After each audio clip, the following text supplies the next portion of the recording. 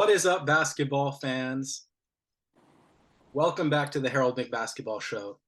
I am your gracious host, as always, Harold McBasketball. And along with me is my gracious co-host, I Know Ball Paul. How are you? That's not typically what I've been referred to, but I've been known by many names, so I'll take it. And I'm doing pretty good, Harold. You're looking a little bit different than normal, but it's fine. We're doing I'm messing around. No Harold this week, as you guys can see, because we're on the camera. Harold had some other obligations. Apparently, this isn't his top priority, which is kind of fucked up. This is its own namesake, but again, we improvise. Sean is back. He has the #1 episode on the channel, over 100 views. We've mentioned he was so much fun to have back. So he was my top choice behind Adam, who said he couldn't. And so we have Sean back, and we're going to do our top 10 players heading into next season for guards, then forwards, and then big men. And then we're going to give a top 15 overall. So yeah, get ready for a 4-hour episode, guys. A lot of clippable moments are about to be coming in here. Yes, I already have my fair share. I got more death threats for my Pelicans ranking on top of the Kuminga ones. My inbox is just full with really sickening things. People saying my address, they're going to come find me. So hopefully no more of that. Let's get into it. Are you ready, Sean? Yes, sir. Let's go. All right. For guards, point guards and shooting guards, it's a bit, we kind of did the ESPN positions, and then we kind of talked about it and made some slight adjustments based on, there are some guys listed at power forward only who are like clearly more centers. I think for guards, though, it's pretty straightforward.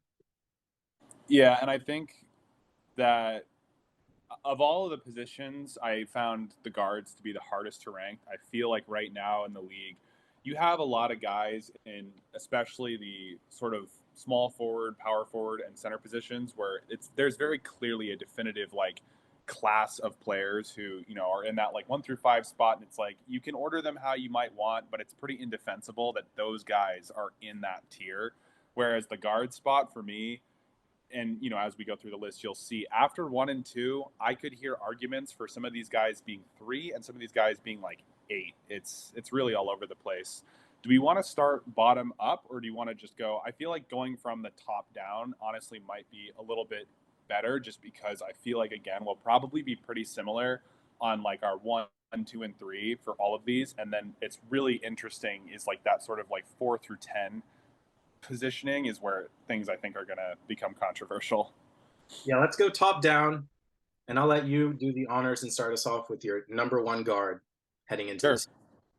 Yeah, and I think this is going to be one that, won't really surprise anybody, but it's Luka Doncic. I think that right now he's definitely one of the best players in the league, despite the fact that Dallas is a train wreck of a team at the moment. I'm still completely confused why they kind of went all in on this whole Kyrie Luka situation, but he does a little bit of everything. I am very curious to see this season how he performs from a defensive standpoint. That's definitely been a bit of a weakness for him, and Dallas in particular, now that they've gone in on this Kyrie Luka situation.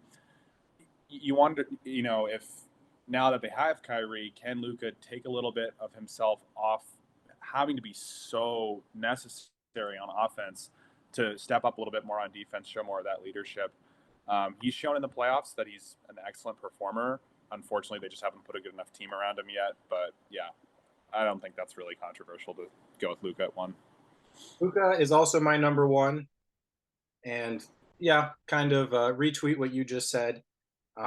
He's going to be playing for Slovenia in the FIBA World Cup, and there's been some kind of friendly games to warm him up. He looks awesome. He looks slim. So he's not going to come into the season out of shape, I think. And yeah, I think everything's been said. Luka, is incredible. Super young. He's only going to take steps up, I think, at this point in his career. Mavs, yeah. Good luck, guys.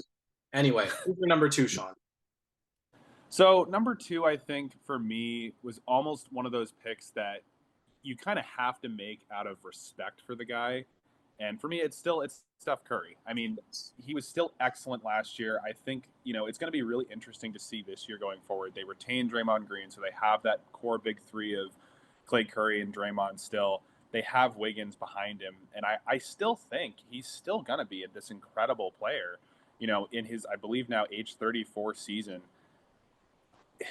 He only played like around 60 games last year, but there was a lot more of an idea around, resting him, making sure that he wasn't being overworked before the playoffs.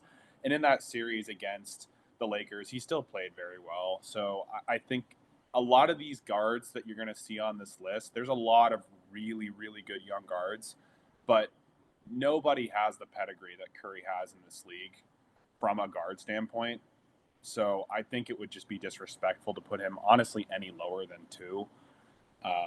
So again, like, he may not be there by the end of the season. Very possibly, like, he might not be. But I think right now you have to go with Curry at 2. Again, completely agreed. He's my number 2 guy. Coming off one of his best, more efficient seasons in recent years. He put up like 29 points. The guy didn't really miss a step. Like you said, the durability, I think they're trying to, not exhaust him in the regular season, so they have the best version of himself come playoffs. But yeah, I think he's still very deserving of being the second best guard. Guy's incredible. Not much more. Yeah, I mean, and then the thing with Curry too, right, is that the way that he plays the game, he can continue to be, if not necessarily the best or second best guard in the league, he'll be an all-star caliber player. I could see him literally being this good until, you know what I mean, like an all-star caliber player until he's like 38, just because of how good of a shooter he is.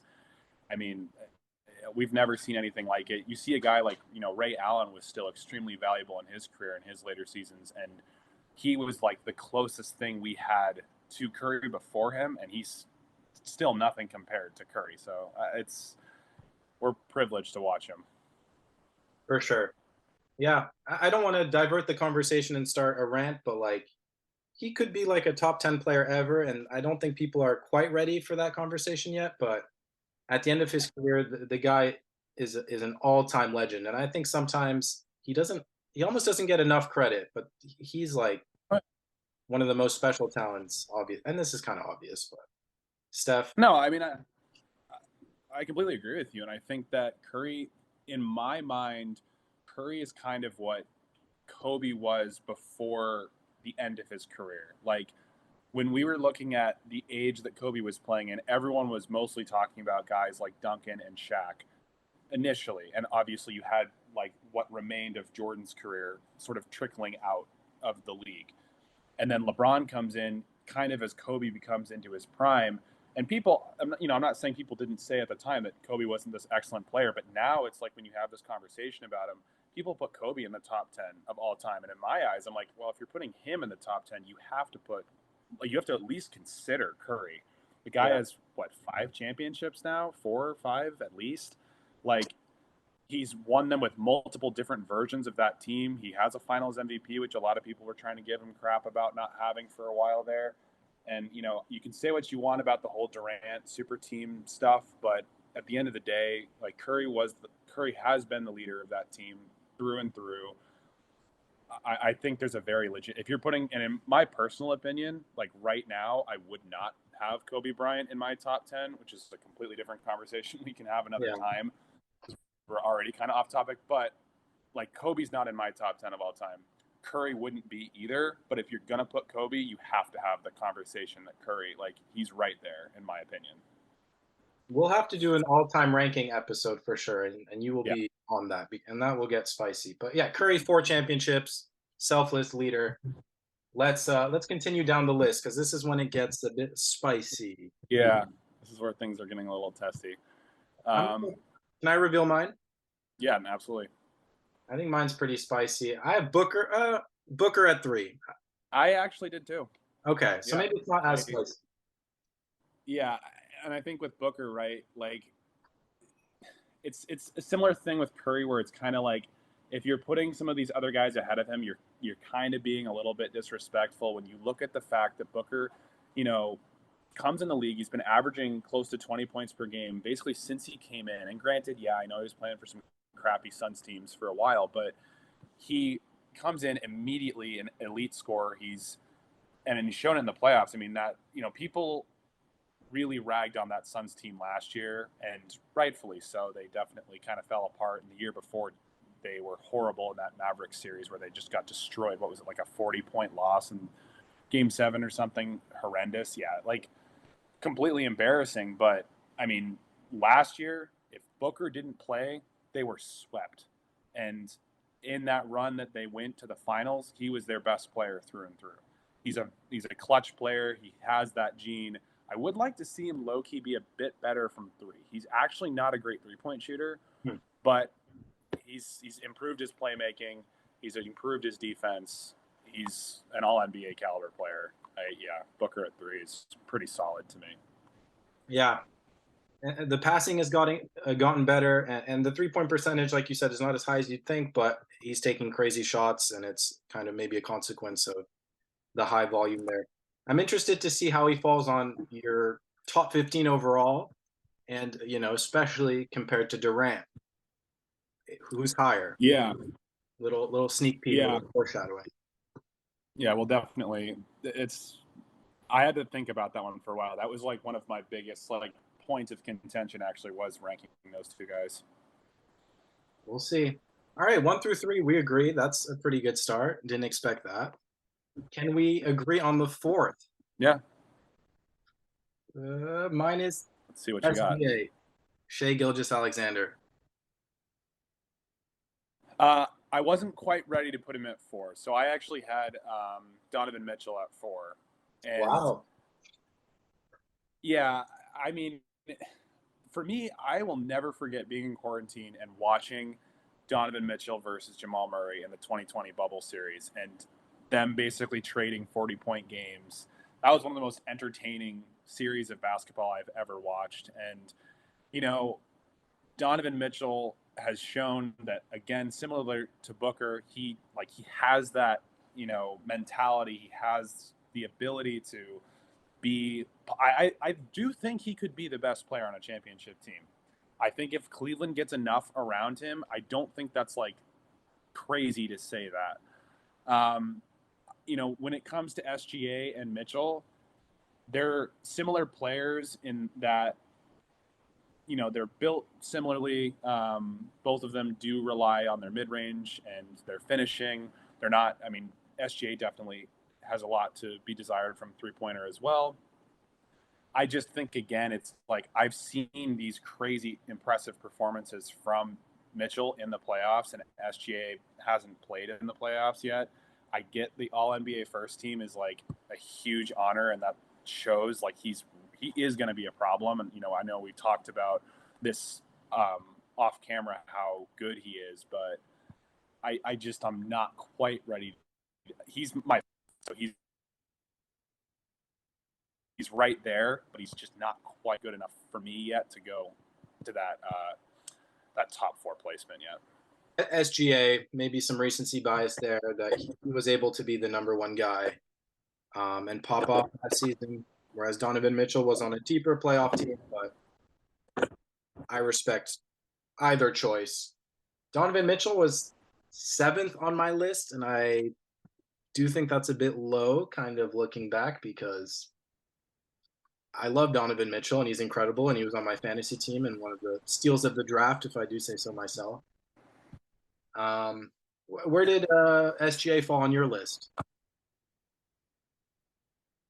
Yeah, so I had SGA at 5, and I thought I didn't think that was necessarily controversial or anything, but I feel like my next couple, this is where things could be kind of almost hypocritical in what I've been saying, and that I've been talking about a lot of reputation and players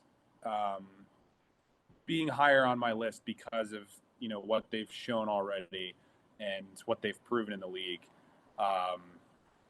So first, I'd like to hear your 5, and then after that, you'll kind of know where I'm coming from.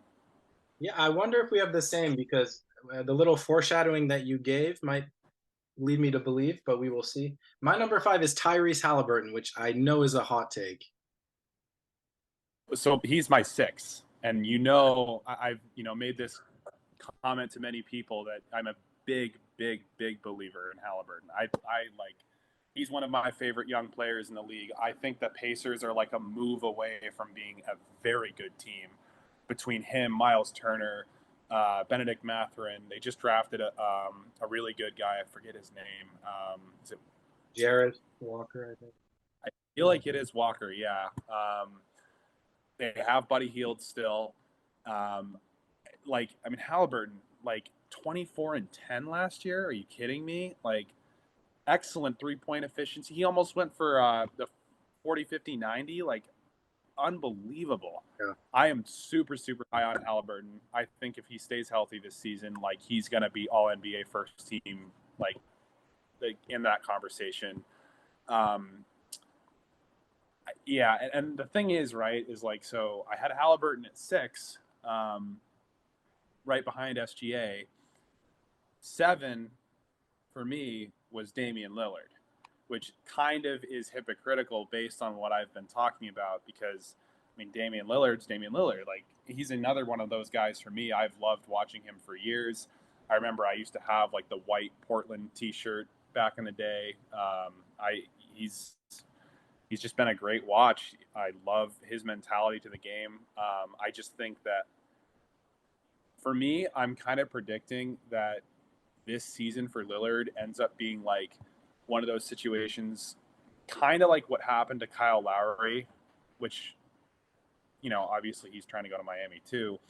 But Lauri goes to Miami and doesn't fall off a cliff, but because now he's not the guy anymore, or even the second guy, he just takes a huge step back in his game and has to, he doesn't have to be what he once was. And I feel like Lillard, if he goes to Miami, it's going to be a similar situation where it's Jimmy Butler's the guy, Bam is their second guy, and Lillard, he's still excellent. He's still going to draw a ton of attention, but I don't know. That's why I have him at 7. I feel like people might say that's hypocritical or controversial, but that's kind of where I'm thinking. I have him 6th, so hey. Still an excellent player. Yeah, situation with him, we bring it up, it seems, every podcast. It's so annoying. Just trade him and be done with it. But yeah, like you said, it'll be interesting to see where he fits in. I kind of expect him to still be kind of the number 1/number 2 guy. I don't expect a crazy drop off. Lauri, I don't even know if he's the 3rd, 4th, or 5th guy, to be honest. God bless him. Yeah. But yeah, no. For what he's done throughout his career, last year he obviously had excellent numbers on a very bad Portland Trailblazer team. So it seems that he's still, able to produce at a very high level. So he earned my number 6. Maybe there will be a bit of a drop off when we see him on a much better team. It'll be interesting to see. But yeah, me at 6. You had him at 7, you said? Yeah, and I think, to your point, I don't think he'll have as, if he was to go to Miami, I'm not saying he would go there and become Kyle Lauri, basically. No. I'm just saying, that comes to mind for me as a guy who went to an... He was, a 1A, 1B player where he was, and then... Okay, we are back. We're having some technical difficulties because I think Harold is probably trying to hack us, trying to stop us from winning. Because I think he sees that Sean is a very good co-host and that his job is maybe at risk. So send him some hate mail, send him some... Actually, I'm not going to finish that because YouTube policies. But yeah, let Harry know that his job is, in the fray. It's not guaranteed. It's not secure. So anyway, we were rehashing our lists. I think we're at 7 or 8. So Luka, Curry, Booker, top 3. We both agree. I had SGA at 4, Tyrese at 5, Lillard at 6, Mitchell at 7. I haven't said my 8, so I'll let you rehash your top 7 or 8. Yeah, so we had the exact same 7 players, just in a slightly different order. But yeah, Luka, Curry, Booker, we agreed on. I then had Donovan Mitchell at 4, SGA 5, Tyrese at 6, and Lillard at 7. But yeah, like we were on the same page as far as the players, slightly different rankings. But I think, as I said previously, you could make a justification for Lillard being as high as 3, in my opinion, and as low as 7. It really kind of depends, and I wouldn't fault you for it. I agree. Yeah, it's kind of tough judging by the very strange season that we saw last year. We didn't see him on the tail end of it or in the playoffs, so it's like we don't know. Anyway, Yeah. who's your 8, Sean? So 8, I'm expecting a really big jump for this player this season, and I think in general a lot of people are. And I had Anthony Edwards at 8, and I think that yeah, you're gonna see. I sort of wrote out some notable omissions at the end of my list, and I'll throw those off at the very end just to run through them real quick. But yeah, I think he's legit. I was kind of skeptical on him when he first came in the league. I didn't know much about him, and I kind of thought maybe he was one of those just like, oh, he's going to drop 20 points inefficiently every game, not do much else, and he'll be basically what I honestly think Jalen Green's going to end up being. Completely wrong. Again, played extremely well in the playoffs this year. Showed a lot of like, I don't love to use this term, but he has the alpha mentality. I think that he really does want it more than, again, I thought he did when I first saw him come into the league. And I think he's going to take a big leap. A lot of people think he's going to be in that sort of like all NBA discussion this year. And I do see that. I think he's got a legitimate package of abilities that he's been working on. And I think he's going to jump this year. I love the pick, and I wanted to put him higher. I ended up not, but I'm a big Ant guy. Like you said, complete alpha, and you know this because in the Team USA pictures, he's holding the ball. That's how you know he's the alpha. He's the big dog. All the other puppies have their tails between their legs. He comes in and dominates the room. But no, completely agree. Big jump incoming. As you know, I kind of had the Timberwolves higher than maybe a lot of other people would think in my Western Conference power rankings. And a big part of that was because I think Anthony Edwards is that dude. He's that good. And he's 22 or 23. Yeah. 23, I forget. Ridiculous, dude, how good some of these young players are that are coming into this league now. How quickly, I mean, it's like I just turned 25 a few days ago, and Jason Tatum is my age. Like, I think about that sometimes, and I'm just like, where did I go wrong? But neither here nor there. It's crazy. That reminds me, guys, wish Sean and Harry happy birthdays. They just had birthdays. And all they asked for, they said, please, no gifts. Nobody got them anything. Their girlfriends, no. Family, no. They just said, please like and subscribe to the Harold McBasketball Show. And so if you guys could deliver on that, that's all they wanted, right? Yeah, no, I mean, you're completely right. I turned away several expensive gifts, gestures from my family. They were extremely confused. Some of them have no idea what I'm talking about. Some of them disowned me, but they're simply just sort of they're not with it. They're not following the pod. And, that's just unfortunate. But you do what you got to do. You cut people off in your life that are negative influences, and we move on. Yeah, that could be a whole separate podcast. But love the Ant pick again. He didn't make my top 10, unfortunately. He kind of was in my notable mentions. I feel like he could fall anywhere between 11 and 15 because there are some great guards. I looked up his 2K rating. They give him an 86, which I think is preposterous. I think he's at least an 88, 89. That's disrespectful. Maybe a 90. Yeah, I don't know about that. That's missed there. Yeah, Ant is incredible, and I think he's going to be the number 1 guy for Team USA. But Ja, Mr. 25 games suspended. We do not condone that kind of activity on the Herald Basketball podcast. Keep your guns in your house, so don't own them. Yeah. The only guns we want to be seeing is that Corey Guns feature on 6 foot, 7 foot. Yeah. That's all we want here. And these bad boys. Yeah, of course. Yes. Yeah. I, let's keep it PG, but yeah. Uh, he's an incredible talent. He's a superstar. His personality is annoying, and I don't think we've seen the end of his bullshit off the court stuff. Um, you know, it is what it is, but he is an incredible talent. He's gonna come back from his 25 games, do the same jaw. So he earned my eighth spot. Did he crack your top 10? He didn't. And, I think that for me, part of the way that I looked at this list was I tried to combine it with, what we've seen from players previously, which is, again, why you have a guy like Curry at 2, as well as what I am predicting their seasons are going to look like. And when you look at Ja, yeah, he's already going to miss 25 games. And on average, he generally does miss like 20 games ish a season because of the way that he plays, how erratic and explosive he is.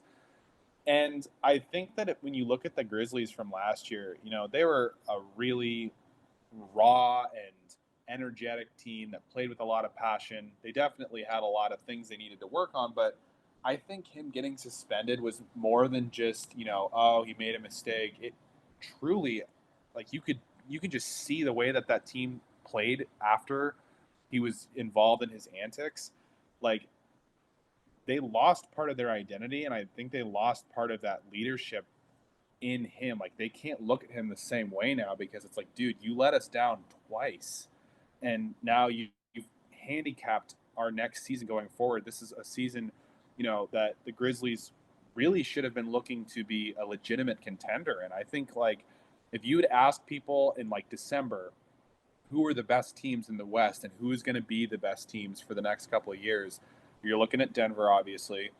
People probably are still looking at Golden State at least as some form of a threat. Um, the Lakers, kind of the same thing, and then you're looking at the Grizzlies. A lot of people, I think, are looking at that team, and yeah, obviously, we've talked about like OKC down the line; they'll definitely be excellent soon. But right now, I think people are looking at Denver and Memphis as like the two teams that are like right now positioned to be the forces in the West. And now it's just like, I don't know what's going to happen with them. Jaren Jackson just won a Defensive Player of the Year. Desmond Bane is an excellent young player, but I couldn't put Ja in my top 10 just because he's not going to play half the season next year. And even if he does, in my opinion, he's lost part of that locker room, and he has to, I need to see him get that back for me to be able to be confident enough to say, like, your talent on the court is, he offers a great package, but it's not enough for me to put him in the top 10 at this point. Like, I need to see an all-around package to be brought, and clearly right now he's got a lot to work on. I respect that, and yeah, we didn't factor durability too much, but if you just have a history of getting suspended and your leadership qualities are being questioned to this degree, I think it's fair to leave him outside the top 10. And there's such an array of talent that I think it's justified. I'm sure he would have made your top 15, or he's just outside the top Oh 10. yeah, no, he's my 11. Like, he was Okay. the last player that got snubbed. It was definitely my most difficult choice, but I think that injury does need to be considered, in my opinion, just because you have some of these guys like a Zion, a Kawhi, who I know we'll talk about shortly, where it's like you literally have to plan for them to not play like a minimum amount of games every season. And if you're not available for your team, that's the biggest like perk to any player is your availability. There are guys like Zion who everybody talks about, and you're like, oh my God, he's doing things that we haven't seen since Shaq. Yeah, but he does them for 25 games a season. Like, it does matter in my ranking for sure, and it's a reason why for me. Like, I've said this from the start that Ja Morant, in my eyes, is what he's like the second coming of Derrick Rose. I don't want him to end up, getting the ACL tear and ruining his career the way Rose did. But the way that he plays, you guys know. I mean, you and Harry, how big of a Derrick Rose fan I used to be. I had his freaking fat head the things you have behind you. I had the full size Derrick Rose bat head. Yeah, in my bedroom as a kid, I had his shoes. I was a big Derrick Rose guy, but I don't know, man. I'm not high on Ja. I want him to get better from a mental health standpoint for sure, but can't have him in my top 10 right now. I thought you were going to say he's the second coming of Gilbert Arenas. That's what I thought. Jeez. Oh, God. It's looking like that's more the case. But I want to be careful with my words. Like, flashing a gun like that is super immature and stupid. But keeping some perspective, it's not the worst thing in the world. And if he can just be smarter, he's not out here doing. I don't think he's a horrible person. I think he's just a bit stupid. And so hopefully he can surround himself with better people and kind of just make some pretty easy decisions to really help benefit him and his legacy, his wallet, and everything. So anyway, so where were we? I had him at number 8. Yeah, so we're both at 9 now. I had Anthony Edwards at 8. Cool. Okay. My number 9 is Jaylen Brown. So I had Brown actually at 10, and I had De'Aaron Fox at 9. Okay. I think, again, last year, the Warriors-Kings playoff series was another one for me that I don't think I'm going to forget for a long time. Fox played excellently in that, and honestly, if Sabonis had played like an all-star, because he played like trash in that series, he was getting outplayed by Kevon Looney. And if, no hate to Kevon Looney, he's an excellent role player, but give me a break. Like, that's just not acceptable. But Fox, he was named, I know, the whole clutch player of the year award. I don't know how much merit we want to look into that award, but that's, when it's Dame time, like he has Fox time too. Like, he is an unbelievably ice cold player. He's a leader. He's improved. Like, Fox was an interesting one because he had a season, I believe it was like 2 or 3 years ago, where people were pissed that he didn't make the All-Star team. He was really good. Obviously, the Kings were still crap. And then he kind of regressed. And people were like, ooh, I don't know if he's like actually that guy for Sacramento. There was even like some very faint rumors I heard about like trading him. And then this year it was like, oh, we were completely wrong. Like, he's that guy. So for me, between Fox and Jaylen Brown, obviously, as a fellow Celtics fan, I love Brown, and I think that the Celtics made the correct decision in re-signing him long term. I just think that, like, the way I look at it is, like, if Brown got traded to the Rockets, which is what everybody was trying to say, I would rather have, like, De'Aaron Fox as my guy, as the number one player on my team than Jaylen Brown. And that's really what it came down to for me. It was, like, both are extremely good players, but I think, and while I don't think De'Aaron Fox necessarily is going to be, like, the number one option on a championship team, I think I'd rather have him if I need to, like, win 45 games in the regular season than Jaylen Brown. Yeah, he was my 11th, and I know we said top 10, but with the guards, I did end up going to 15, admittedly. So we'll run through it after. Yeah. The clutch player of the year is very highly coveted on this show, and Harry and I gave our picks. Mine, Kelly Olynyk. He said Dillon Brooks. So we think it will be in the hands of a Canadian, and we had saved it till the end of the show because we think it's on par with MVP. Okay. It's that big of a deal. So yeah, no, Fox is previous winner of that award, so that's a huge deal. So I had Brown 9. You said you had Brown 10. Yep. Fox 9, or yeah, right? Yep. So then the My last 10 is Kyrie. Yeah. You know my thoughts on Kyrie Irving. I know. And again, my 10 through 15 was very painful to rank. And Kyrie, yeah, we don't love a lot of the things he says, but I just watch him play for 5 minutes, and I'm like, oh my God, this guy is incredible. He is so good at basketball. And maybe that's what influenced me because I've been watching some Kyrie highlights, but I don't know. He's that guy. So kind of on par with Lillard and Steph Curry. I think he's kind of earned the 10th spot. I really hope for his sake he can stop with the weird kind of Judaism stuff. Like, please, dude, stop. You know, the Jews have enough bullshit to deal with, man. They don't need you coming up with all this shit. Like, Yeah, I have leave them Kanye alone. being an Leave idiot the Jews already. be alone, Kyrie. The electronica, but yeah. So, you know, I get it, and I can respect the choice. I think for me, it's not even just the nonsense stuff with Kyrie. I think another big piece of it is his health, and he hasn't, yeah, even beyond him sitting out games for ignorant stuff. Like he also, I mean, his first season in Brooklyn was incident free, out like off the court stuff, but he missed 50 games. Like for me, it's a combination of both. He's not available for at this point. It's like usually half the season he just doesn't play for one reason or another. And him and Ja were like the two where I was like, I could definitely get flamed for not having these two on my list. Those are like my two hardest omissions, I guess. Because yeah, objectively, I mean, I remember I went to a Christmas Day game for the Celtics. I believe they were playing the Wizards like in 2018 or 2019. One of the last, I think it was the last season Kyrie was a Celtic.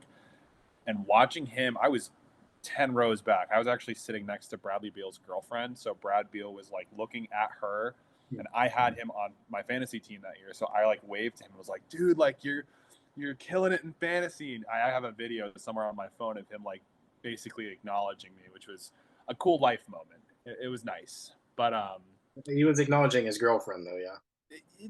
it was me. Come on. Okay. I mean, look at me. Come on. Anyways, but yeah, so but he was doing stuff that I like, and I've seen quite a few games live. I've seen everybody from LeBron to Harden to I've seen pretty much every good NBA player in the last like 15 years live, except for Kobe. I never got to see Kobe, and I never have seen Curry. But I've seen everybody else, and he was doing stuff that I was just like, this is inexplicable. He is incredibly talented, which is like the most frustrating part of it all. Is like he does stuff that like two other players in the league can do, but also does stuff off the court that nobody else does. So yeah, I guess we can run through generally our notable omissions at this point. And for me, John, Kyrie, we talked about those guys were definitely the hardest two to leave off. And then I didn't put these in order, but like guys that I bet some people might have on their lists or could be in the discussion would obviously be Trae Young, James Harden, Jalen Brunson, Zach LaVine, LaMelo, Brad Beal, and Jamal Murray were just a few guys that I put on that sort of like, yeah, they're in the discussion, but ultimately I don't think they're top 10. Yeah. I did a top 15 rank. I didn't go as hard with 11 through 15. Actually, I technically did 16. But I would don't put too much stake into this. But Yeah. Fox 11, Trey 12, Ant 13, Brunson 14, Harden 15, Jamal 16. Yeah. Like but the 2K ranking, I'd put them all pretty much at like an 89, 90. Like they're all awesome. They're all, I think, very similar level. I hate you, Harden, but you're a great player. yeah, and that's the thing, right? Is like, we talked about this off camera before the show that the guard position, I think, is easily the hardest to rank in the NBA right now because there's just so many. I mean, we were talking the other day about who's the guy that the Grizzlies just let up, the backup point guard, Tyus Jones. And we were saying how Tyus Jones is like one of the worst starting point guards in the league. He's a very good player, but he objectively is like probably a bottom 5 point guard in the league, which is crazy to think about because you hear all about all these teams want him and he's so good, and he is. But the guard position is just so deep right now. It's a really good time to be an NBA fan because even like some of these crappy teams that the Hornets, which I believe is probably the worst team in the NBA right now, they have one of the most electric players in the league. It's cool. I like it. A lot of parity. Yeah. Yeah, awesome. So that rounds out our lists. Um, and so I think we can move on to forward. Yeah. Yeah. Please rank your point guards, or just guards overall in the comments below if you're not afraid, especially Harold. So you can kind of feel like you're a part of this episode. Yeah. On Rank your podcast. on your own podcast. Yeah. Moving forward, forwards. That was a good one. Giannis is my number one. Do you agree? Yeah. And honestly, like, I think we can we don't really have to go super into detail on this one. It's going to be the same thing for the centers too. Like, Jokic is going to be number one. But yeah, Giannis, he's indefensibly the best forward in the league right now. We can just move on. Like, Tatum unless two? you have anything. No, I don't. Got it. Tatum number two? Yeah, Tatum too. And I think that sort of, again, like, I think right now it's like what I was saying earlier, where they're kind of in their own tier, and it's like definitely 1-2. Like, Giannis is definitely the best. Tatum is definitely below him. But then after that, it's kind of like you're wrong if you disagree with that. Like, I think the rest, like 3 through 10, there's going to be some debate as to where guys can go here. But 1-2, Giannis, Tatum. I mean, I think Tatum, like, he wants it bad. You can just tell, like, he's been struggling in the playoffs here and there. He's had a bunch of stupid games. I still can't believe that one game against Philly where he was like 0 for 13 for the whole game, and then the fourth quarter he was like, "Oh, I'm an All-NBA first teamer. Oh, that's right. All right, like, I'll try." Hits 4 threes and wins us the game. Like, what the hell? But yeah, I think this year really could be it. Like, he's just, like, he wants it so bad. I've seen that mentality from other guys before that maybe I'm just like I'm overhyping it because I'm obviously a Celtics fan, but man, I think this could be it, dude. Yeah, that's why he was one of my top picks for MVP, which kind of almost has me worried in a bit because I think he might like overexert himself in the regular season because it kind of just feels like it's his time. Embiid just won it, and they've always kind of been in competition. He's better than Embiid, in my opinion. Yeah. But yeah, so he's incredible. He was my obvious number two. 2K ranks KD and LeBron above him. Fun fact. At least on the website I've been using. I don't know if it's like the official 2K thing, so don't sue me, 2K. But they ranked LeBron and KD 96s, our boy Tatum a 95. Honestly, I don't have like a super big problem with that, just because I do think that LeBron and KD have attributes of their game that are still better than Tatum. Like, I mean, Durant is probably the best, if not top 3 at absolute worst mid-range shooters in the league, and one of the best, if not the best, mid-range shooter of all time. And LeBron is still probably a top 3 quote-unquote point guard, or I guess at least like passer, basketball mind. He probably is the smartest basketball player in the league still. His body's just not like keeping up with him anymore. And I guess to kind of go into it, LeBron is my 3. I think still, I know he showed signs of age, but like, it's funny because when I was a Celtics fan when I was younger, I hated LeBron. It was the thing to do. Everybody hated him. The Miami move was super controversial. It was just like, I was immature, and there are definitely things that he's done and said, and like, as a player, that I still don't necessarily agree with. But as I've gotten older, I've really learned to appreciate watching him and just how like intelligent he is. To me, that's like the greatest part of watching LeBron. He's super athletic. He's like the best athlete the NBA's ever seen. But like, the way he like comprehends what is in front of him, he's still that good. And I think it's, again, kind of similar to Curry, where like there are portions of his game that doesn't really matter. The fact that he's 38, 39, you can't not tell me LeBron's not at absolute worst a top 4 forward in the league. He's my number 3, yeah. And I agree with everything you just said. And over the years I've come to appreciate him a lot more. He can be very cringy, but like you kind of Yeah. realize that he's kind of just a great guy, awesome dad, awesome role model. Like he hasn't done anything to deserve any legitimate hate, and he's probably the best player to ever play the game. So Spoiler alert, he's if we were to ever do that video, he's my number one, and it's like, and it's not close, but we're not doing that video today because then I will be getting the death threats. Yeah, yeah, the fucking old heads are gonna come after us. He's my goat as well. It might be like slightly a generational thing, but yeah, we won't get into it. But I agree that it's LeBron by more than a hair. Do you mind really quick if I just go to the back, like take a piss, like 15 seconds? Of course. Right. Cool. So we both had LeBron at 3. I feel like we kind of set our piece there. Yes. KD at 4. KD at 4. Yeah. I mean,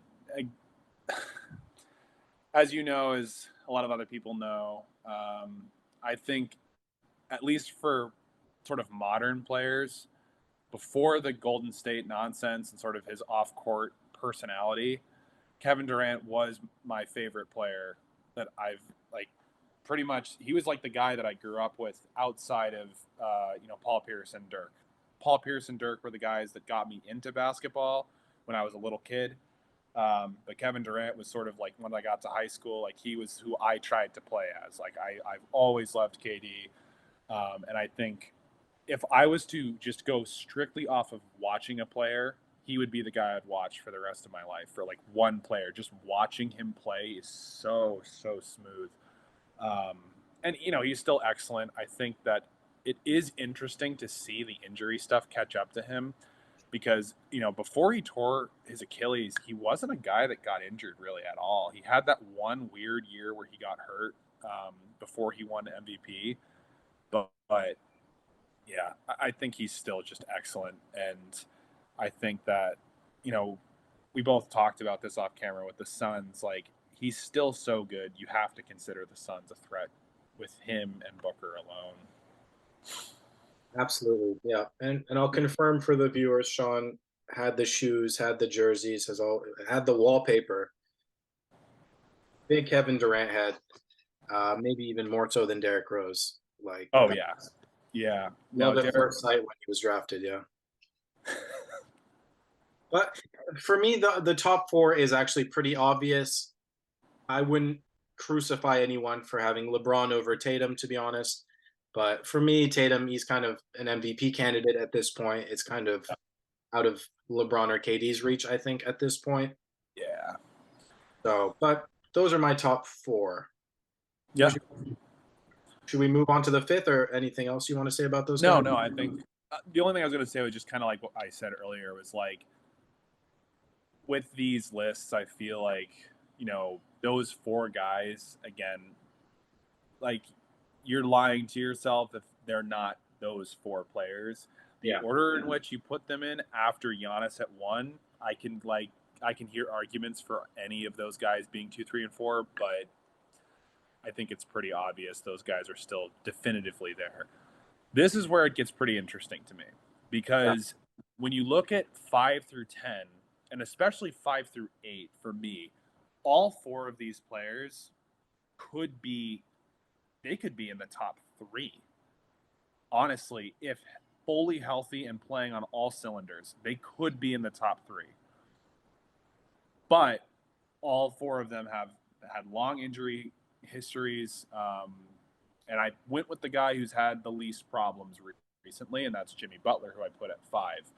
I think that, I don't want to say this just because they beat the Celtics, but like the whole situation that happened last year with them getting to the finals, like the Bucks were not a full team, and the Knicks, like, come on. The Celtics failed. Like, they failed, and that was like, as a Celtics fan, I fully own that we should have beat that team, and it's pathetic that we didn't. It's pathetic that the series went to 7. The whole thing was just really, really unfortunate. But it doesn't happen without Jimmy. I mean, it sucks because there are guys around the league that if they had his mentality to playing basketball, because he's not like the most skilled player. Objectively, he's not. He doesn't have the deepest bag or anything like that. But he just wants it so bad, and it sucks because I truthfully don't think he's ever going to win a championship as the one.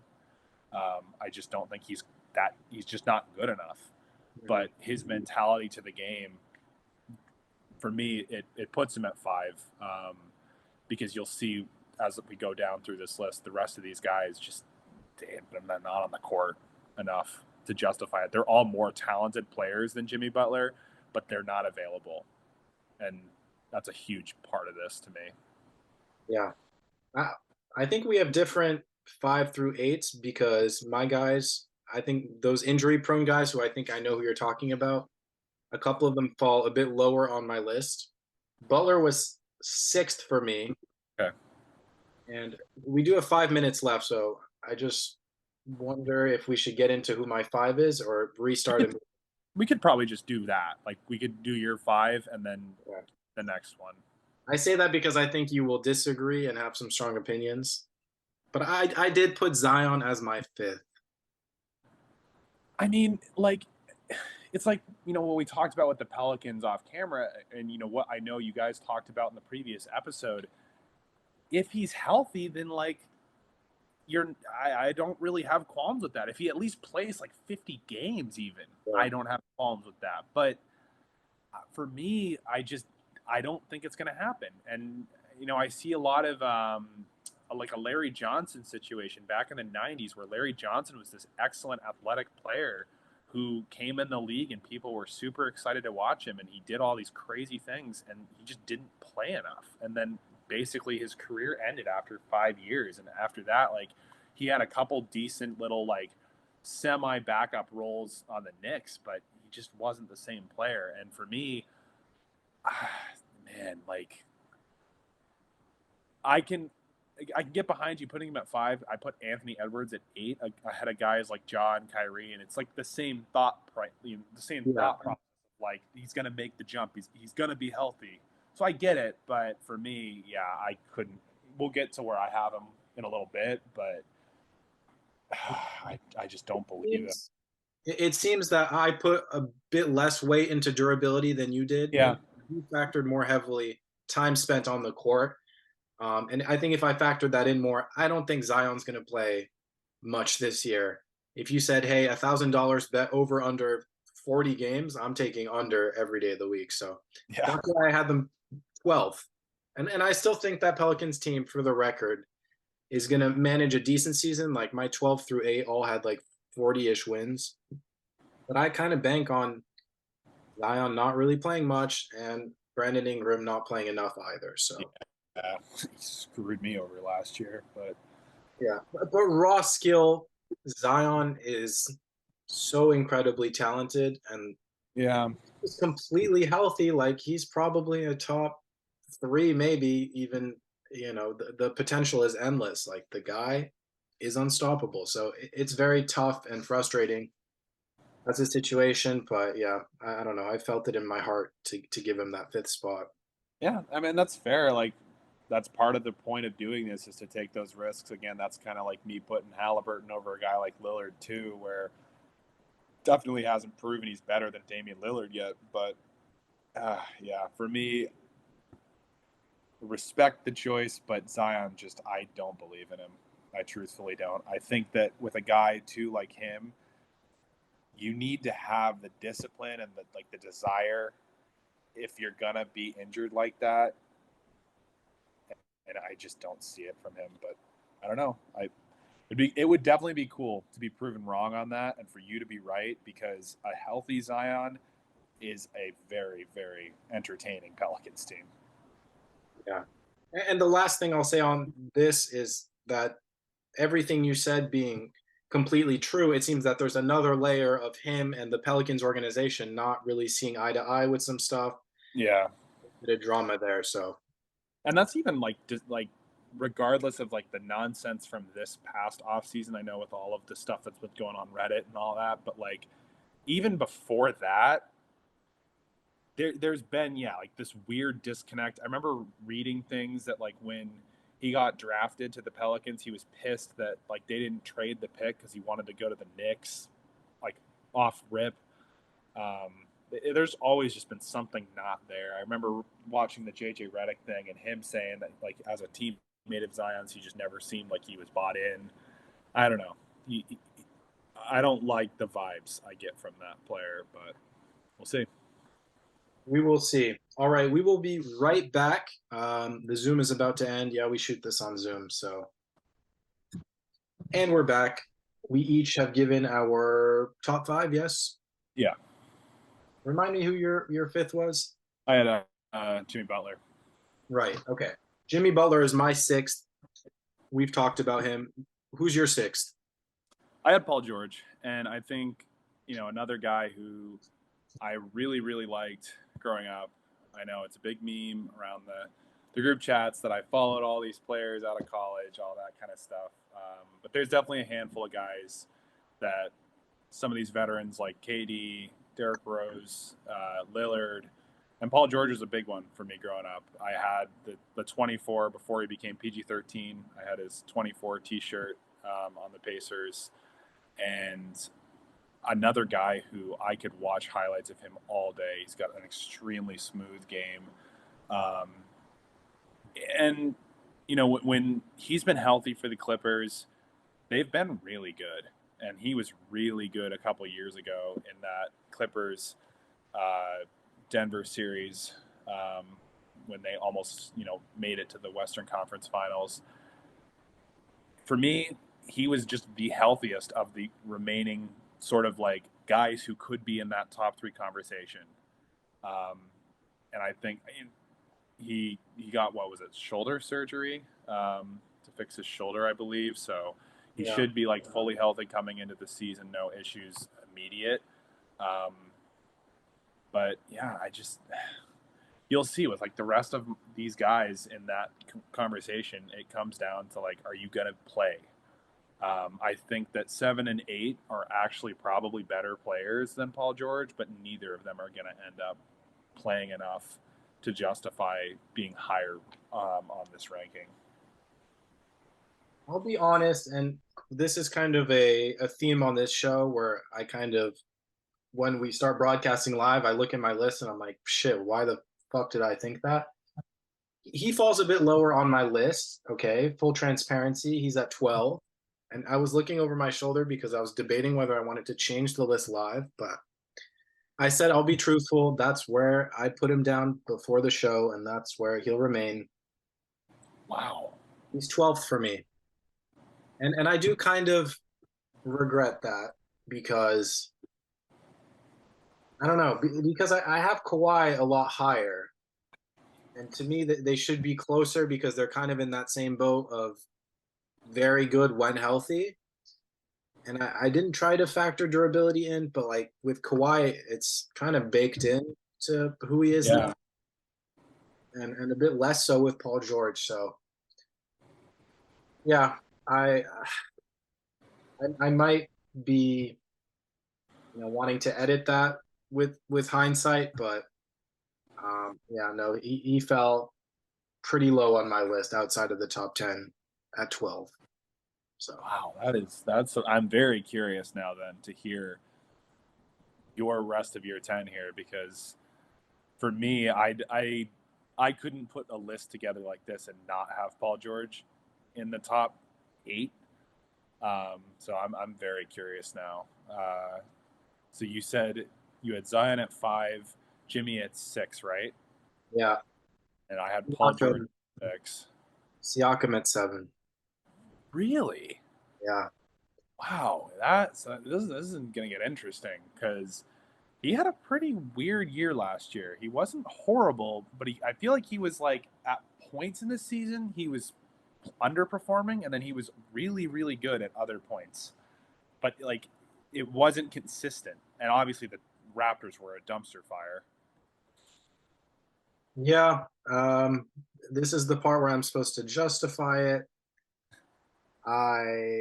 I don't know, because you're right. It was a weird season, and I guess I put more onus on the team as a whole, and that when he's at his best, I just think he's a very, very good player and a legitimate number one option. And yeah, I don't know. He's a bit more durable than some of those other guys like Paul George and Kawhi, who fall a bit lower as we talked about. And I guess yeah, I don't know what more to say. I guess I just You think Siakam, like a healthy Siakam, you'd rather have him over, like, let's say healthy Kawhi and Paul George playing, I'll even go generous and say 60 games. hmm. No, I mean like at No, their it's current ages. Yeah, no, it's a good question. And a healthy Kawhi to me is just like kind of not super not. possible anymore. Yeah, that's If he's fair. at 100% and he can play 60 games, I would take Kawhi over all three of those guys because he's unstoppable on both ends. But like, it feels like we've reached a point in his career where it's like every other game he needs to rest. He's not capable of that anymore. Yeah, And then like a healthy Paul George versus a healthy Siakam, I think is a bit more of a toss up. yeah. There's like a debate there for sure. Yeah. And Yeah, I'm not saying you're wrong. It's like, I think it poses a very interesting question in making these kinds of lists. It's just like, yeah, for me, like, so much of it does come down to that health factor, which is why I didn't have Siakam that high. But I'm like, it interests me that you did put him that high. yeah.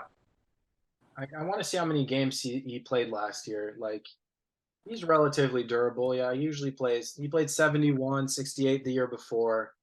And then before that he had a couple 55, 60. He's relatively durable and you know, again, like I would give them like the same overall rating. Like they'd be within 1 or 2 points or 1 or 2 like rating points. Siakam, Paul George, and Kawhi. I don't know why, but Siakam for me, I guess, is just more so in his prime, and even I don't know, even durability factor aside, I just think, I think therefore I am, you know. No, it's like, I can see where you're coming from. I think, I yeah, wish I could have better reasons because it is kind of just like a gut feeling type of thing. And again, I kind of wish I had Paul George a bit higher, but I don't know. Yeah, Siakam, I don't know. I don't know. feeling, I guess. Yeah, that's pretty pretty high. So you said, so Siakam was your 7 or Yep, your 6? my seven. Yeah, Zion five, Okay. Butler six, Siakam seven. Okay. Did you say you're seven? No, so I had Kawhi at 7.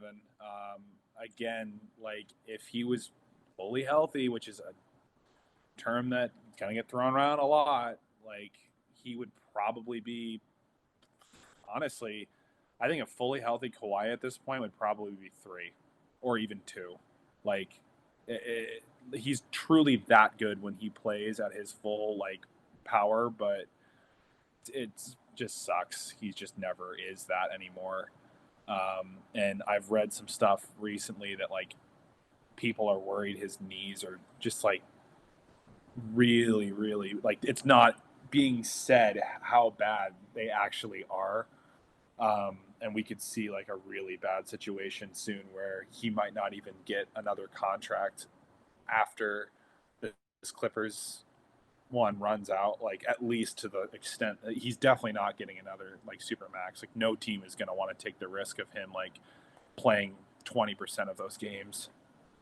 Yeah, I forget the exact date, but I think he's eligible soon. And like you said, Paul George is eligible, and there's been crickets, and so and we kind of expect the same thing where the supermax seems off the table with just how long of a contract that would be, but also that yeah, with Kawhi especially like last season was major red flags, and that he was playing one game, then resting for like 75% of the season. He really was not himself.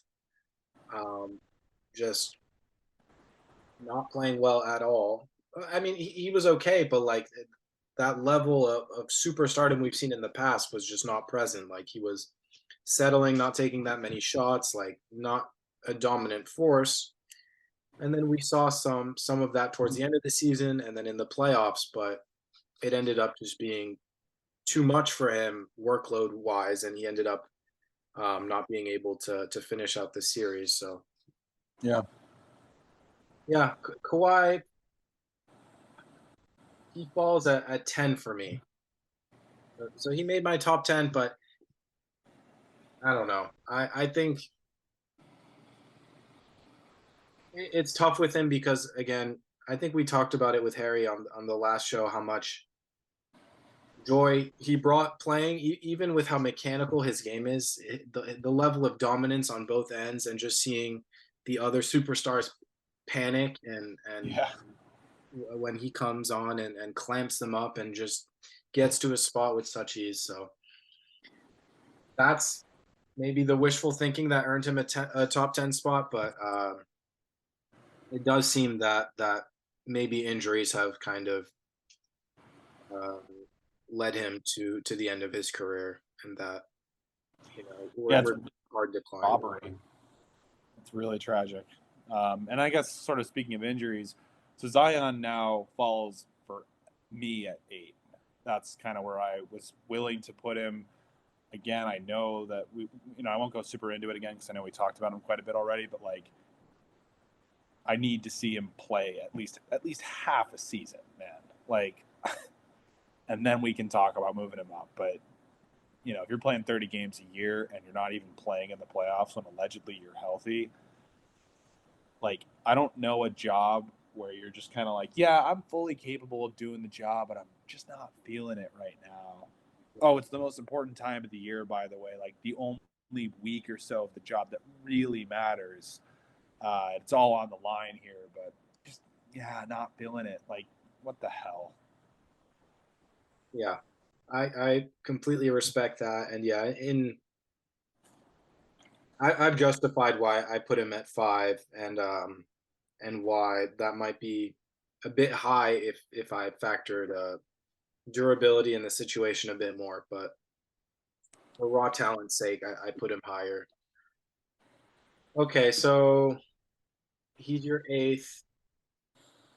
Paul George was your 6th. Kawhi your 7th. Yep. Okay. So yeah, Siakam was my 7th.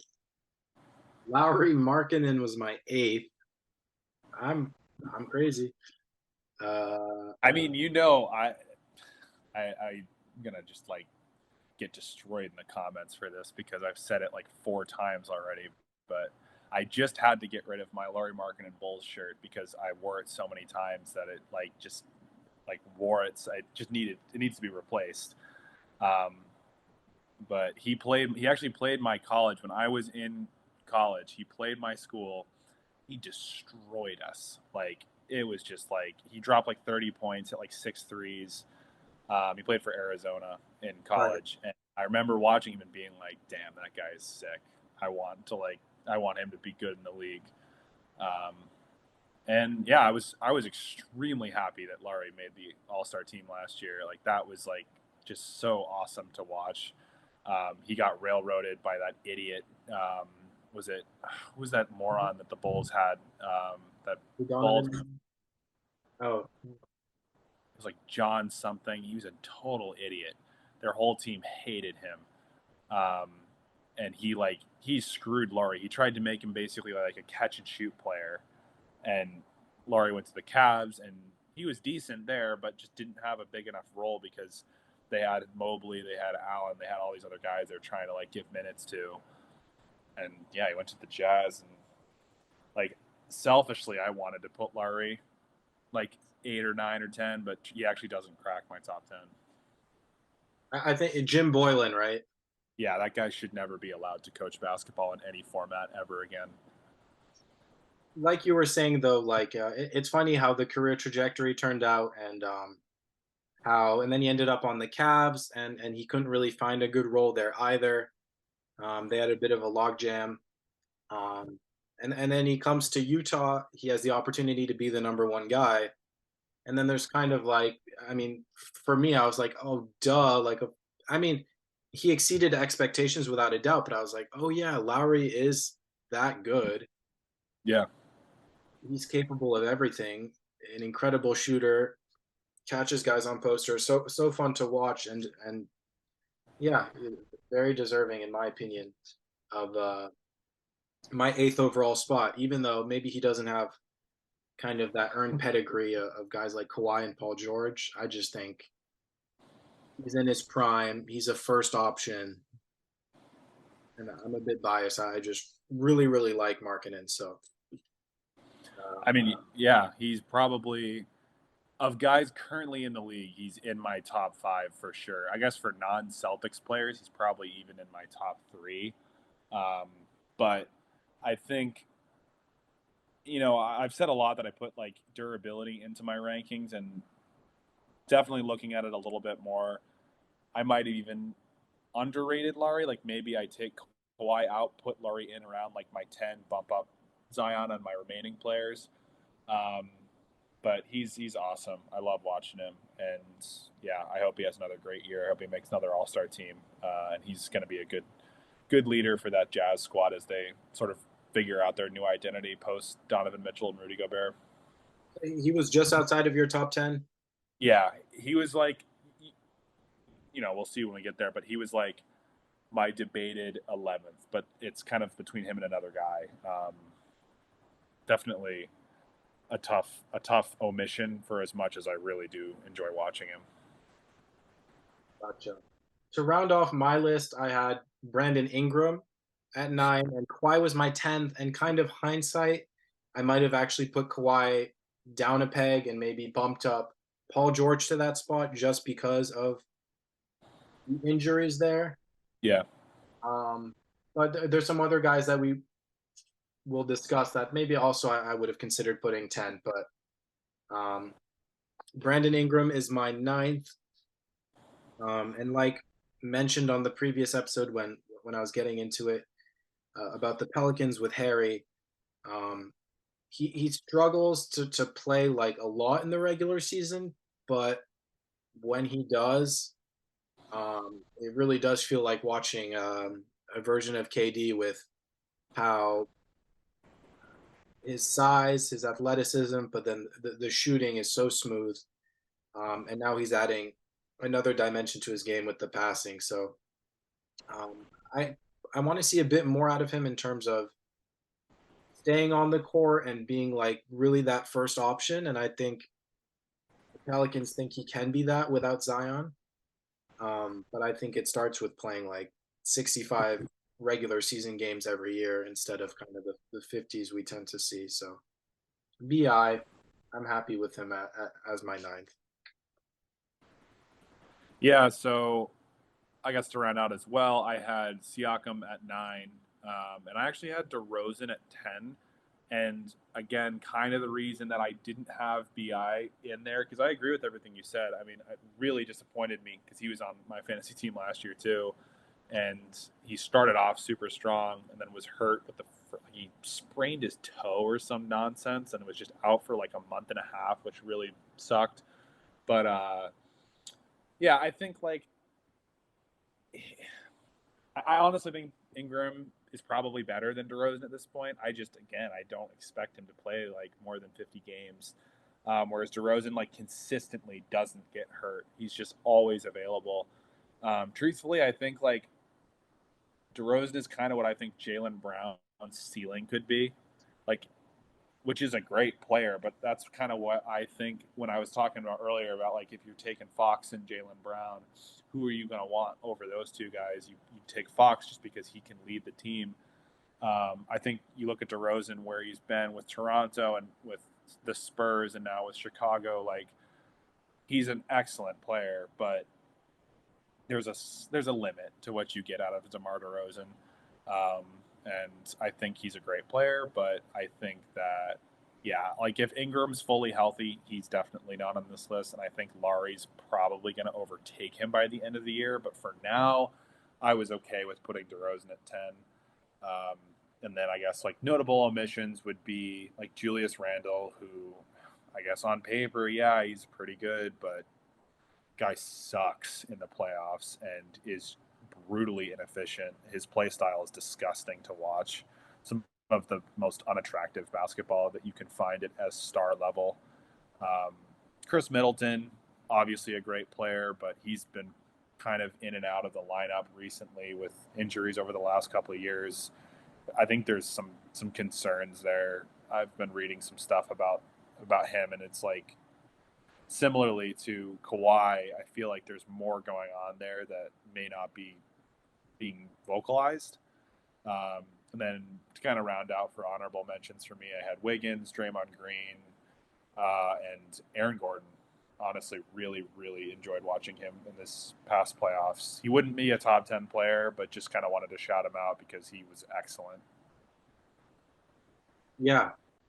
Uh, for me, JJJ was like the one guy that I felt was very borderline. Oh, so you considered Jaren Jackson as a forward? Yeah. Which now in my head, I'm like, okay, yeah, he actually played center because of Steven Adams. And yeah, he probably should be on my big man list. So fair enough. Okay, that's Oh, then Paul George was right outside Randall and Evan Mobley, I think. Those were kind of my honorable mentions. yeah, that's fair. Okay, well, that's our forwards list. Send us the death threats and get that out of the way, and we'll move on to big men. And we'll try to get through this a bit quicker. I know it's a long episode, and then we'll do our overall rankings. I think that'll be kind of quick because we're just doing 10, and we've talked about all these guys. Yeah. Big men, Jokic number one. Yeah, spoiler alert, probably number one on our overalls as well. I mean, he is for me. I assume he is for you. Yeah. It's give me a like. Come on. Let's not even talk about it. The guy is incredible. He's incredible. Yep. Yeah. And even though I just said let's not talk about it, just real quickly, it's cool that I really feel like the Nuggets dynasty and him becoming like accepted as really a generational like special talent has fully begun. Yeah. And yeah, so I think that's awesome because it was a bit kind of on the cusp of that for a while before the playoff run. So moving along, I assume Embiid is also our consensus number two. He is. I will say with Embiid that I've been reading a lot about him recently after the whole collapse that Philly had in the playoffs against the Celtics, which of course as a Celtics fan I love, and as a fan, someone that doesn't like the 76ers as a team, like I always root for them to just shit the bed. But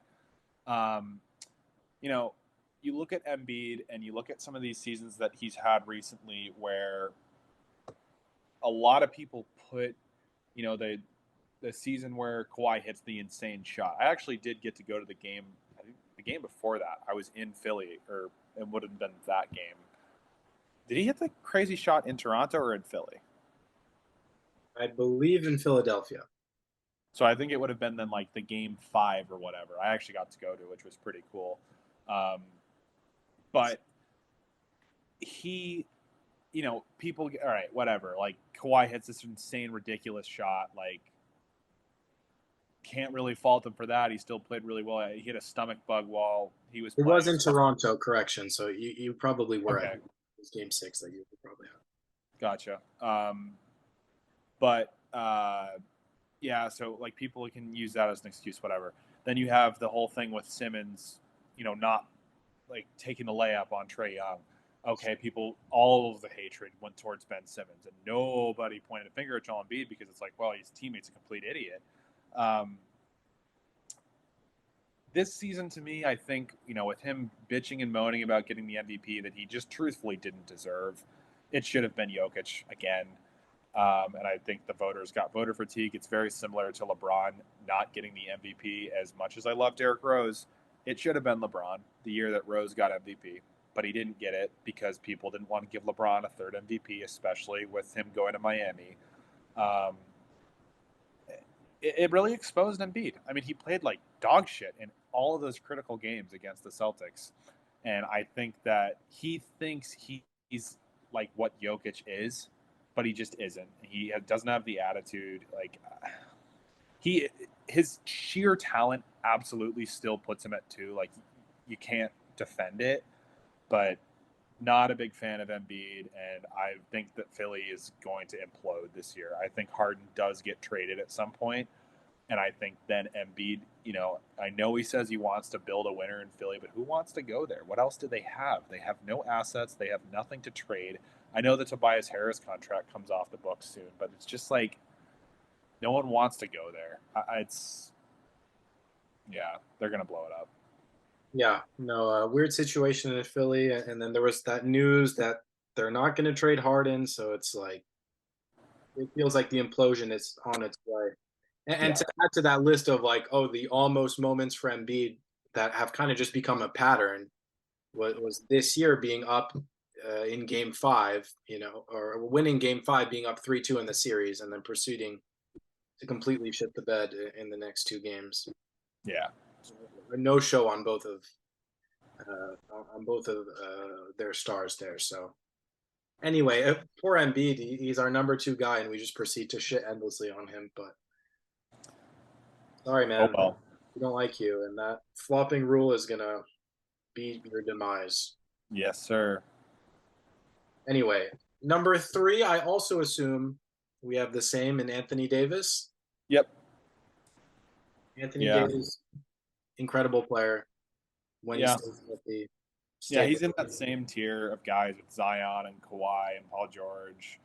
It's just like, dude, if you're on the court, you're probably a top 10 player in the whole league, if not top 5. But I don't know. I think the Lakers need a massive season from him this year. Like, I've read a lot of people say that like he needs to basically be an MVP candidate again for them to contend. I know they made a ton of good moves, and I think they're going to be a little bit better than like some people think. But a lot of that falls on Davis being healthy and playing. And if he is, he's damn good. But and in my mind, I mean, he carried them that second half of the season with LeBron being injured for kind of close to the end of the season. Anthony Davis played incredibly well. And I think he was perhaps more important to their success than LeBron in the playoffs. And he still has shades. I don't think he's completely like on the decline yet. It's really the health aspect that's slowing him down. Like he's such a naturally gifted player, and he does it on both ends.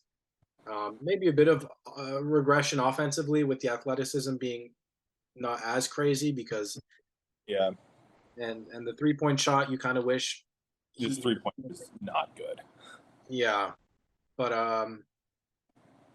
he's able to stretch the floor enough, and he's able to be efficient enough while being such an impactful player on defense that easy number 3. Agreed. All right, this is where it gets a bit more spicy. I think my 4 I'm pretty confident with as well, which is Sabonis. Do you agree? I had Sabonis at 5. I had Bam at 4, actually. And we have those switched. Yeah, and for me, it's definitely the playoffs recency bias. I mean, Bam, Miami as a team struggled, and granted, who wouldn't against Denver? I mean, it's insane to have to try and expect anybody to guard that offense with Jokic leading it, and then having like guys like Murray and Porter Jr., who would probably be all-stars on other teams.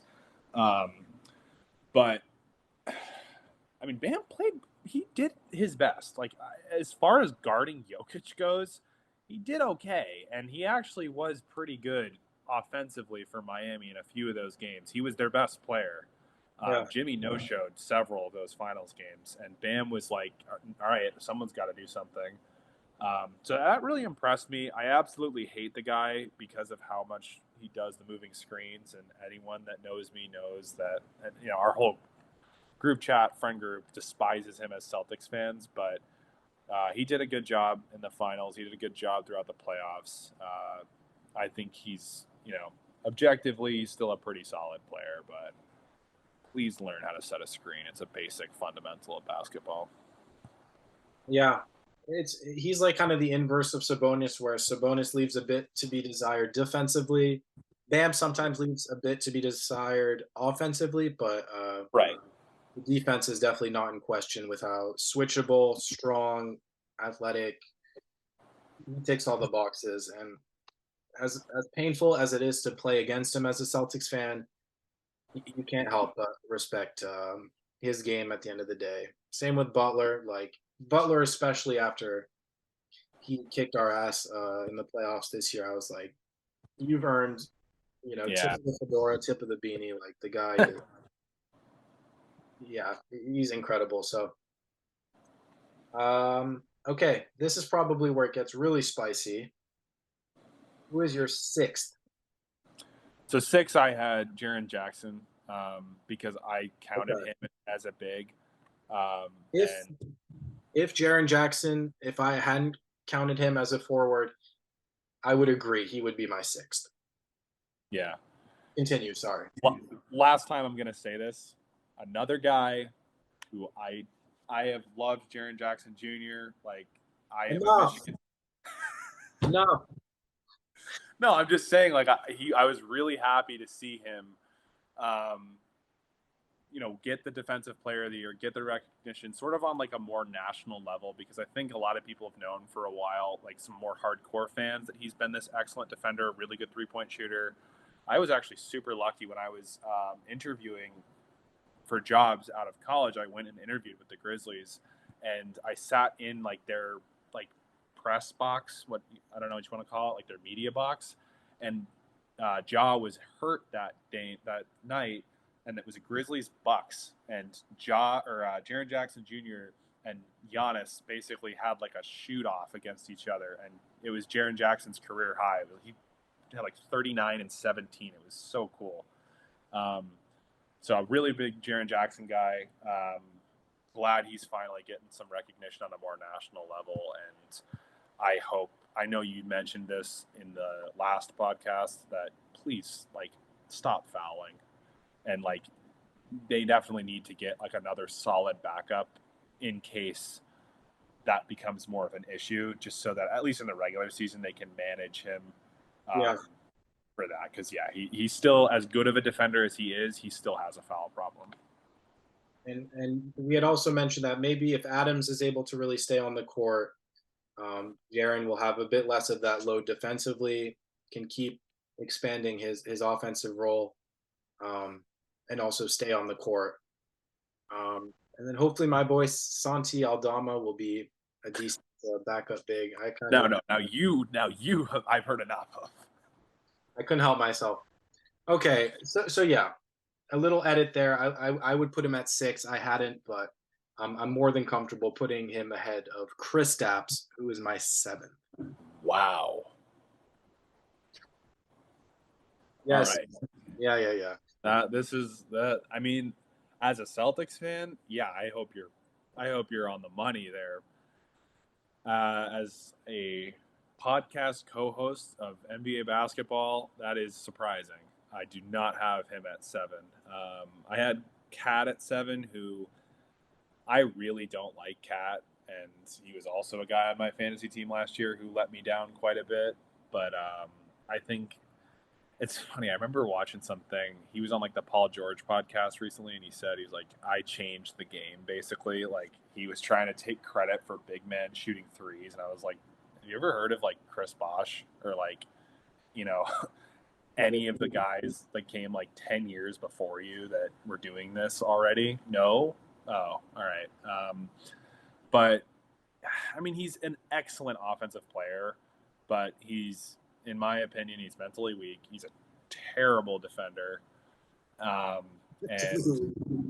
I just, like putting him at 7 is like acknowledging his strengths and his weaknesses pretty fairly, in my opinion. But Kristaps at 7, that's more what I need to talk about that. I want to hear your opinion there.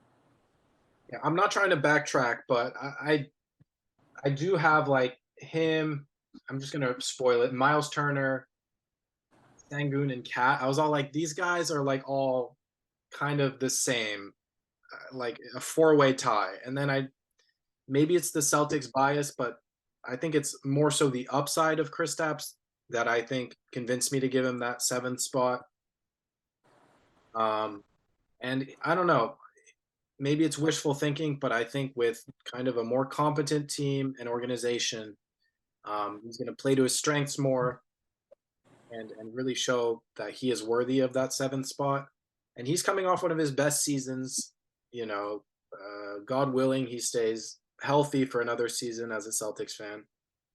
But I mean, the guy's kind of awesome in my opinion with the upside defensively, which Cat sure as shit can't. Like that's the thing with Cat is like I don't know. Kristaps in my mind kind of does everything better. I know Cat on paper is the better offensive player. But I don't know. When push comes to shove, I feel like it's more empty calories. It doesn't contribute as much to winning, which maybe is a stretch to say for Kristaps's offense because we haven't seen it contribute all that much to winning either. Yeah, that's kind of where I'm at. Is like I think by the end of this season, it's very plausible. And obviously, as a Celtics fan, I hope that you're right in that, like, he does kind of become that complete player that he was showing he might be on the Knicks now that he's around a competent organization, because he hasn't played for one in his whole career. Dallas is the closest thing, and even them, they've been kind of like they've been kind of fraudulent for years, but pretending that they're good because they have a generational guy in Luka.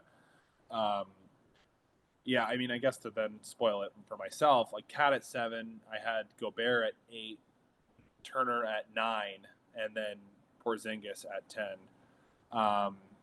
And it's one of those things that I think, like, right now, I don't even like Gobert like that, but I think he still was, like, overall, like, the defensive rating when the Timberwolves didn't have him on and off the court. I just think he's in a bad situation. Like, it's like, I don't even so much think that the Timberwolves situation is all his fault. And again, I do not like Gobert, but like he's on like the worst team for his skill set to work the way it's supposed to.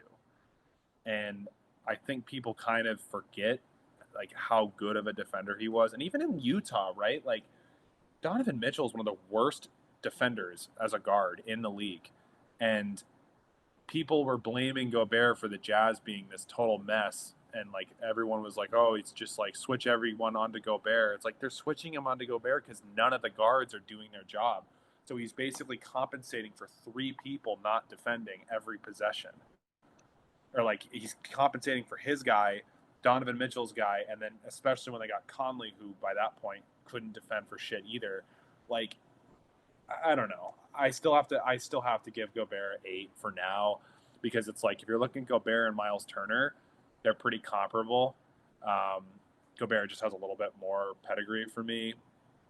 And then Porzingis is a wild card where like the best version of him, in like I would agree with you, could be as high as 7. I just don't know. We haven't seen him on a real team. Like, Yeah, I hope you're right. But I think the pick's valid. I just haven't seen enough yet. all right. Well, we have a minute left, so we're gonna restart the Zoom, and we'll be right back. But I do have some thoughts to round off what you just said there. Okay, we're back for the home stretch. I believe we each finished our top 10s, right? For this. But I was gonna say that it was actually quite refreshing to hear you talk about Gobert. And kind of the respect you were giving him and putting a bit more context towards his last few seasons and kind of the amount of disrespect and hate he gets. I feel like he's become a bit underrated at this point, and that's not to say there aren't huge holes in his game, Right. and that maybe some of it is relatively deserved. I'm gonna plug my computer in real quick, but he fell right outside of my top 10. He was 11th for me, Yeah. and yeah, I like to watch the international games a bit, especially when France plays. And Gobert, granted that team fucking sucks, and Guerschon Yabusele starts. Nando De Colo is like their fucking. Oh God, that guy's still alive. But yeah, but Gobert, like he just looks dominant with, and again with those guys with not a great team around him, but he's able to do like a good bit offensively, and then defensively he's incredible, and he makes them, and those other guys aren't very good, but relatively speaking to other countries, like that's a pretty good group. Yeah. But still, Gobert is what makes France like a great international team. And yeah, like we've said, I think he's reached a point of being a bit underrated. Um, Yeah. Turner, I had at 8. I think again he is very similar to Gobert, but I think offensively because he's able to stretch the floor, Yeah. I give him a bit of an edge, and I think he's in a better situation for himself. Mhm. So it'll probably play out more in his favor next year. Then Sangoon I had at 9 because I'm obsessed with the guy, and it is what it is. I've said way too much about Sangoon, but when he comes out playing like a superstar this year, like don't come at me and say, "Oh, please forgive us." No, you know what I mean? Like don't come fucking begging Well, for. I told you guys. I yeah, told you. you know ball. You do. And it's part of the It's name. Like, come on. in the name. Come on. Yeah. Oh, He is a champion, folks. yeah, my first championship. Anyway, so Sangoon at 9, Cat at 10, Gobert at 11th. Um, Honorable mentions, Aiton, Yep. dishonorable mentions actually. Aiton, and Pirtle, I think kind of deserves to be I mentioned. had so I had Sengun sort of as like my probable 11th. I'm not quite as high on him as you and Harry are, but you both also at the same time have sort of opened my eyes. And as the year went on last year, I watched a lot more Houston basketball, and he's legit. I think anybody who, you're looking for young players to start following, like definitely a guy to keep your eye on. I had Aiton as well as another like honorable mention, and then Jared Allen and Vucevic as well are guys that like they're not cracking the top 10, but if you're talking about like a top 15 list, both of them should be at an absolute least considered. Agreed. Yeah. No, I think they deserve those mini shout outs. Awesome. Yeah. Well, we made pretty good time on our big men list again. Yeah. Send the threats, send the love, albeit we put our necks on the line. And we have ranked top 10 guards, top 10 forwards, and now the top 10 big men heading into next season. And we're going to finish off with just our top 15 overall. Or sorry, our top 10 overall. Didn't mean to scare you there, Sean. Um, and again, we've talked about all these guys at length, so we're going to go pretty quickly, but maybe kind of discuss the nuances here. Jokic number 1, we spoiled it. Giannis number 2. Okay. Tatum number 3. I had Curry at 3, Tatum at 4, but I think by the end of the season, it will be Tatum 3 as well. Wow, okay. I had Tatum 3, Luka 4. I had Luka 5, so. Okay. Embiid 5. Embiid 6 for me. Steph 6 for me. Okay, so yeah, like we were in the same ballpark. I think a lot of it, honestly, I mean, really, it was just Curry's positioning. And for me, right now, at this very moment, I think having Curry at 3 fits. Granted, this list was given, some of it was done with the idea that, like, this is also how it's going to play out throughout the season. I don't know. I just had to leave Curry at 3 for now, but I think, to your point, like, Tatum and probably Luka as well will surpass him by the end of the season. Yeah, your list is fine with me as well. No qualms. Seventh, AD. I had LeBron at 7, actually. AD did not make my top 10. He was 11th.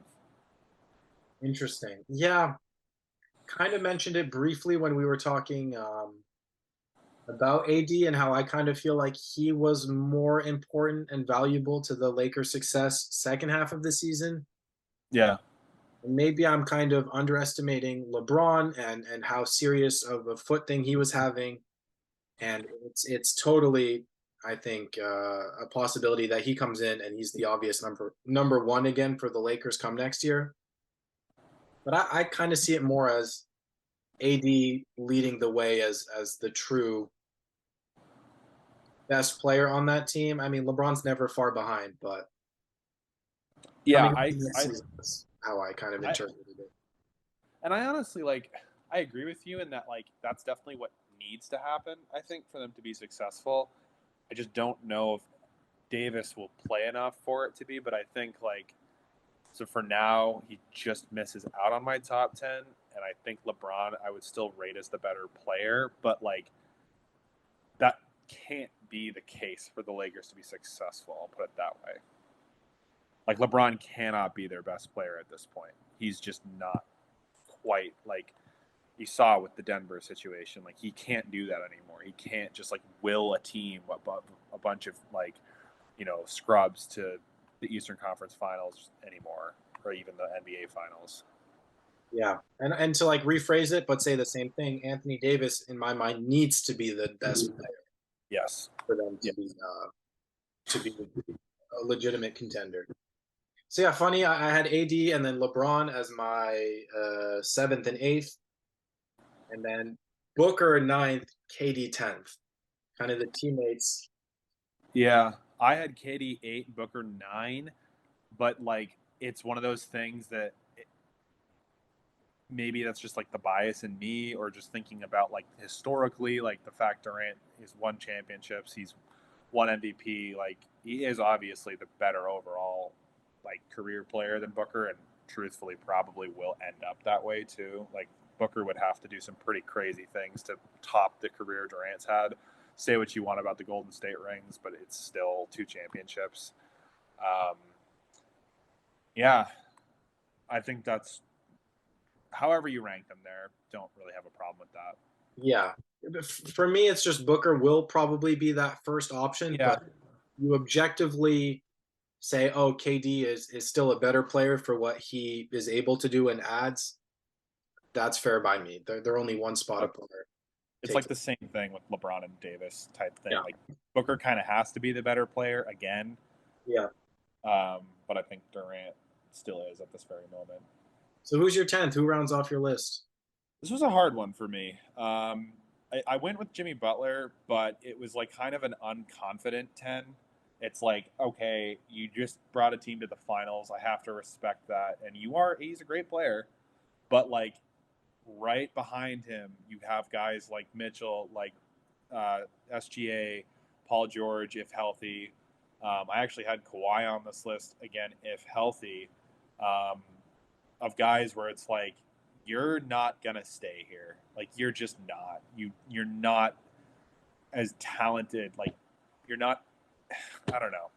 It's hard. Jimmy Butler's a hard player to rank, but you can't, like, discredit his heart. You can't discredit what he, like, the effort level that he brings, and he just, like, outworks players that should be better than him. So for now, I had to leave Jimmy at 10, but like I said, you have guys like SGA, like Haliburton, Donovan Mitchell, Anthony Edwards, a lot of these young guards in particular. Obviously, Zion, if he plays, would be in that conversation as well. But for now, I was pretty confident that they're just not quite there yet, as it stands at this very second. If anyone earned that 10th spot with their playoff performance, it was Jimmy Butler. So I don't dislike that pick by any means. Um, it's funny because just a quick thing with like how much heart he has. Like he kind of just fucks off in the regular season. He's got a coffee business. He doesn't seem to be like basketball doesn't seem to be his only obsession or his life. But it just seems that he's such a natural competitor and such like a guy that hates to lose or whatever that when it matters most, like he just shows up. And I've come to respect him a lot more after that Celtics playoff series. So I respect him cracking your top 10, no doubt. Yeah, good player. All right, shit, we did it. We ranked more like 15 for each of the freaking positions, or guard, forward, big men. Gave our top tens. It's going to be a bit of a lengthier episode, but as always, we appreciate you guys listening. If you made it this far, God bless your heart. God bless your soul. Sean Mack had COVID, and he still came on. This Yeah, we talked about it before the show. I don't think we mentioned it, but Sean has COVID right now, man. He's suffering. He's in pain. Talk yeah, about it. yeah. No, I mean it's definitely. I don't know who the hell gets COVID in August of 2023, but here we are. Definitely not ideal, but I was told, my name was called, and I had to show up for the fans. Of course, it's what I do. It's who I do it for. And I appreciate you guys all coming on and listening. I appreciate the opportunity again to be brought on as a special guest host. Really enjoy talking about basketball, and definitely hope you guys enjoy the content. Yeah, you are an official part of the Harold McBasketball community, an honorary third co-host, and definitely the guy I will text if ever I need another co-host. And I'm sure Harry would say the same. But unlike him, I'm never missing a show. This is my number. Yeah, Friend's wedding or podcast, I'm taking podcast. Sorry. I see no issue with that. Um, anyway, any closing thoughts, Sean? Again, so grateful that you came on and powered through your illness. Yeah, no, I appreciate me having me on. I guess just definitely the name of the game, so to speak, with these types of lists is the if they're healthy, and it makes it really difficult to make these kind of things. And I think there's a lot of nuance and a lot of arguments that can be made. Just because, yeah, a guy like Kawhi Leonard, if he plays even 60 games in a season and is there in the playoffs, you could literally make the argument he's a top 5, top 3 player in the NBA, but he's not there. So it's going to be crazy to see. I think there's a few guys in particular, like Kawhi, like Zion, where, and I think especially for some of the older guys, this is kind of like a big year for a lot of players of like, are you still really a superstar, or is your body failing you now? And after this season, I think it's kind of like, all right, it's your last chance. There's quite a few guys in that boat. Yeah, that's a good point. It does feel like it's a transitional phase for the old superstars and the new ones coming in. So Yeah. awesome. Sean, thank you once again. Thank you to all our listeners for supporting. I'm always blown away by the amount of views we get. We are well on our way to becoming the top podcast, I think. And maybe my co-host in the future is going to be Kawhi once he retires. I'm sure we'd have some riveting conversations. He seems like a very talkative guy. But anyway, Sean, I'll give you the final word. Anything you want to say to the people before I hit stop record? Yeah, no, just make sure that like you unsubscribe from the JJ Redick podcast, the Paul George podcast, and make sure that this is your main source of NBA content going forward. This is, I know those guys like played in the league, so they seem to, have more experience or basketball knowledge. Come on, you know where you're getting it. You know ball. I know ball. We play fantasy. Sean was varsity. I Yeah, mean, come on. I Like started playing pickup in like 7th grade, so basketball is, we've more to seen me it. than a guy like JJ We've played Redick. at all of the highest levels. Yes. Natick High School varsity basketball is the pinnacle of the sport. And now you know what town we live in. Guys, God bless. Thank you for listening. We've gone long enough. God bless. GG's. Peace and love.